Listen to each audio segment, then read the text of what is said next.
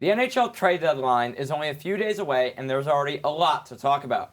Some fans will either be really hyped or really disappointed. Welcome back to another edition of Penn State Sports Night. I'm Jacob Cheris, and alongside me is Josh Bartosik and Adrianna Gallucci. So guys, we've already seen a bunch of big moves already before the March 3rd deadline, such as Bo Horvat being traded to the New York Islanders. Of course, most recently, Timo Meier getting traded to the Devils.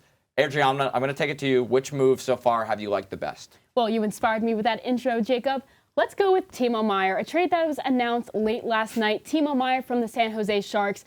New Jersey was definitely in the mix alongside the Vegas Golden Knights and, I'm sorry, Josh, the Carolina Hurricanes. It's fine. The one thing that was interesting, though, about that New Jersey deal was that New Jersey didn't pick up a contract extension or anything, which leads me to believe that New Jersey is paying to win the Cup. They're getting Timo Meier in because the Metro Division is arguably the most competitive division in professional hockey. You have Carolina leading the pack, New Jersey in second behind them. Then you have the New York Rangers in third trying to catch up to New Jersey, as well as a mix of things going on in the division, like the New York Islanders trying to vie for that wild card spot. So adding Timo Meier is definitely a huge, huge addition to the Devils. He already has that sort of culture friendship with Nico Hischier on the team, but I think with Timo Meier on the Devils, they can definitely make a run in the playoffs, and with the talent that Meier has, can definitely make a run for the Stanley Cup. Isn't it really great when your team makes moves to try and win a Stanley Cup? Could never be my team anyways. Sorry, I'm still going through a lot of emotions. That's for later.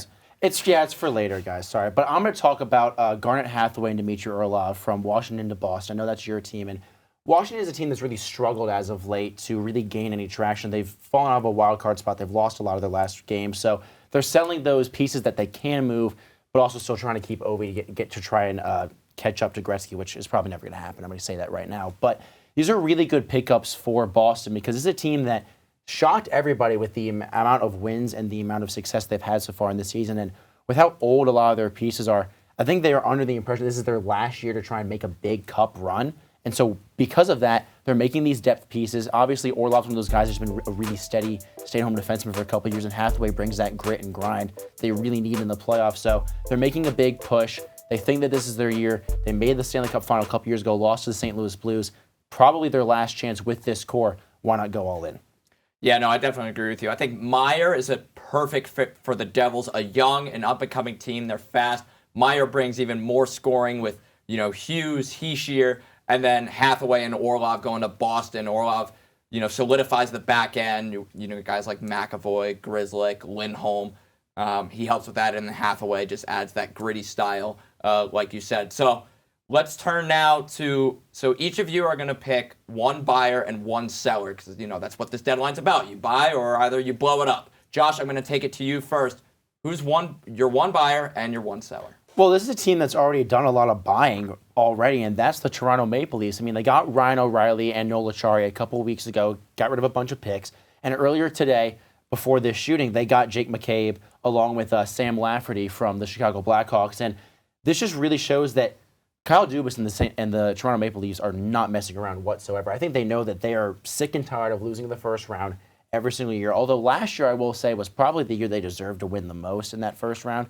I think they were the better team, but it looks like right now with how Boston is just dominating that division, they're going to end up running into Tampa in the first round again. Why not try and just trade all your pieces? Who needs first-round picks? Those are magic beans. No one needs those. This Who sounds cares? Florida 2 years ago. Yeah, exactly. Or last year. Well, Florida has one pick in 7 years now, and Tampa now making all their moves has no picks until 2026.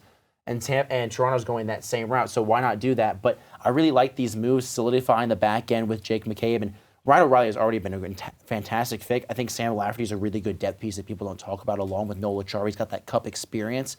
So I think for Toronto, call me crazy, I think they actually do get out of the first round this year. I think with all these moves that they've made, I think that there's no way that they don't. And if they don't make it out of the first round this year, you might as well just blow it up, because I don't see how you're going to get past the first round if you don't do it this year. I just don't. Now, moving on to my seller, that's going to be the Arizona Coyotes. So that's really simple what this team needs to do, and that's blow everything up, right? This is a team that's going nowhere with their current core, has just been in a middle deadlock of nothingness for the last several years. And they have some good pieces in, Lawson Krause and Nick Schmaltz as well. And Jacob Chychrun's been that big guy that everyone's been talking about for the last 3 or 4 deadlines now. But this might be the year he finally gets moved. They can get a lot a lot of draft capital if they do things right. And this is some draft years that are just loaded with talent, and it just makes sense for Arizona with the fact that they're playing in a college arena right now. Why not trade all your current NHL players and start looking towards college players that you can draft in the next few years, because this current core is not going anywhere. I agree with you, Josh. Let's stay out on the West Coast for this. My buyer, the Vegas Golden Knights. And there's one player in particular that I want to talk about, and that is Ivan Barbashev, who they brought in from St. Louis, who we're going to get into in a little bit. Don't worry about that. Barbashev, great player. He plays really well on the power play. He also plays really well on the penalty kill, which is a really great skill for players to have. Vegas, they've been mostly successful for their few years in the league, and trying to make another run again. Bringing in Barbashev is a huge addition to Vegas. My seller, there is one team that comes to mind for me, and that is none other than the St. Louis Blues.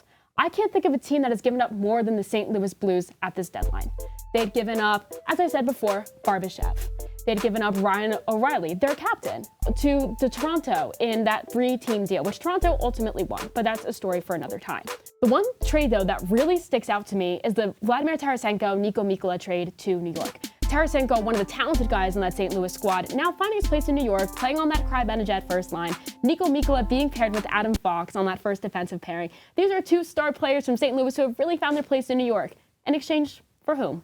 Sammy Blais didn't do anything in New York, not doing anything in St. Louis. Hunter Skinner, because St. Louis is so bad, they're going to have to call up Hunter Skinner if he's not playing on that squad already, and 2 draft picks. So what did St. Louis get? Absolutely nothing. They're hitting the panic button. Beep, beep, beep. St. Louis is selling like crazy. Yeah, you're a Blues fan. You got to be disappointed because, Cup run in 2019, and since then it's been really inconsistent. So, and then you get rid of your best player in Vladimir Tarasenko. Tough go if you're a Blues fan. So now I want to talk about deals that you guys think could happen. And there's already been a lot of talk around guys like Kane, Chychrun. So Adrianna, I'm going to go back to you. What's one deal do you think it's going to happen before March 3rd? Absolutely. Let's stay in New York. It's what everybody's talking about. We have to address it. That's Patrick Kane to the New York Rangers. The Rangers already got rid of Vitaly Kravtsov. They sent him out to Vancouver to make room for that right wing position. Now, let me remind you guys, New York is already stacked on that winger position. They had brought in Tarasenko. They have Kapokako on the kid line. They have Barclay Goodrow. So you may be asking, Adrianna, why does New York need Patrick Kane? Well, they don't. But they need him to build that super team that they haven't seen since their 2014 and 2015 runs. Patrick Kane was looking at New York way before the Vladimir Tarasenko trade even happened. And after the trade happened, he'd even said to the press that he was not the happiest after that trade. Now that trade's done, New York is still looking at Kane. There's a little bit of mutual interest there, and he said that he's paying attention to the Rangers, and that's a team of interest to him. New York, they're looking for that playoff contention spot. They're looking to edge out New Jersey and Carolina in that race. Why not go for Patrick Kane? I think it's really funny that you bring up those 2014, 2015 super teams, because remind me again how many cups the Rangers got out of those super teams. Let me think, Josh. A big fat, 0. Yeah, exactly. Anyways, I do think that Patrick Kane would be a great addition for a Rangers team. And I just love when, other teams in the Metro Division, besides the Carolina Hurricanes, do anything. And, I'm going to talk about the Carolina Hurricanes and Raleigh. I love Raleigh. Not at the moment, though, right now. You see, on my hand, there is a bit of a smiley face that's been faded, like my hopes and dreams for my hockey team, because they just don't want to do anything at the trade deadline. But I do think they do something this year.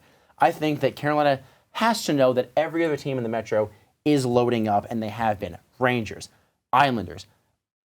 The Devils just got the one guy that Carolina's been looking at for Lord knows how long. So now Carolina moves over to a team that I just talked about that's going for a fire sale. The Arizona Coyotes, Nick Schmaltz and Jacob Chychrun, or maybe even Shane Gostisbehere is a guy that's having a great year. Nick Schmaltz has a lot of points in his last couple games. I think he is at 39 points in 43 games this year.